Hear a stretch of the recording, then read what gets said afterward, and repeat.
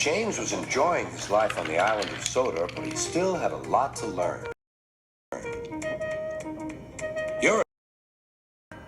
You're a special mixed traffic engine, said Sir Topham Hatt. You can pull coaches or freight cars quite easily, but you must learn by your mistakes. James knew what Sir Topham Hatt meant. He could well remember that dreadful accident on his first day. Be careful with the coaches, James, said kind little Edward. They don't like being bumped. Everyone came to admire James. I'm really a splendid engine, he thought, and suddenly let off steam. Whoosh! A shower of water fell on Sir Topham's nice new top hat. Just then the conductor blew his whistle, and James thought they had better go. Go on, he puffed to Edward. Don't push, replied Edward. The coaches were grumbling too. Don't go so fast. James didn't listen.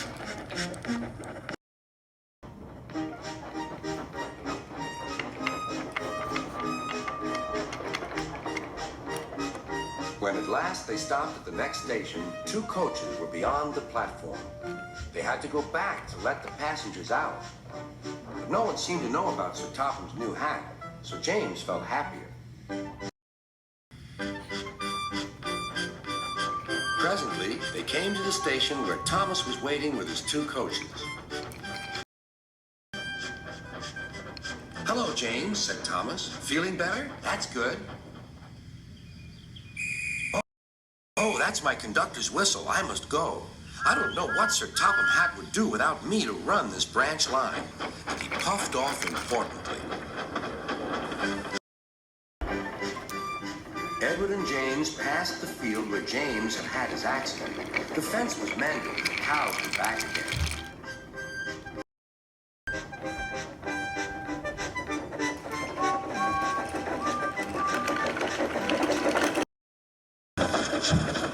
They ended their journey and rested before setting off for home.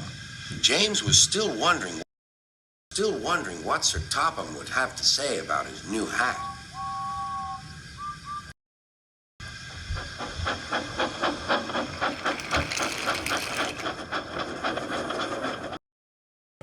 Next morning, he spoke severely to James. If you can't behave, I shall take away your red coat and have you painted blue. James didn't like that at all. He was very rough at the grumbling coaches as he brought them to the platform. Don't talk, come on. Gordon never has to fetch his own coaches, he thought to himself, and he's only painted blue. To make James even more cross, this time no one came near him. I'll show them, he thought. They think Gordon is the only engine who can pull coaches.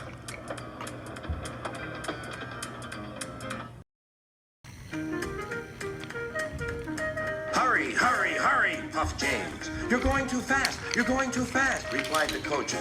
James laughed and tried to go faster, but the coaches wouldn't let him. We're going to stop. We're going to stop.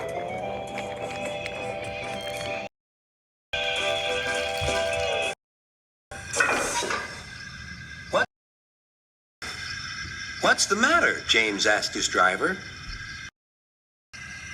The brakes are on. Leak in the pipe, most likely. You've banged the coaches enough to make a leak in anything.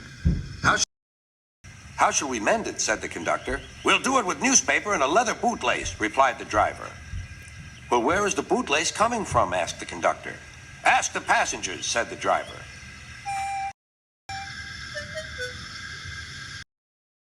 You have a leather bootlace there, said the conductor to a smartly dressed man. Please give it to me. I won't. Then I'm afraid the train will just stop where it is. The passengers all said what a bad railway it was. Then they told the man how bad he was instead.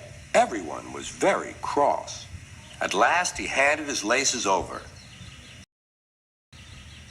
The driver tied a pad of newspaper tightly round the hole in the brake pipe. And James was able to pull the train.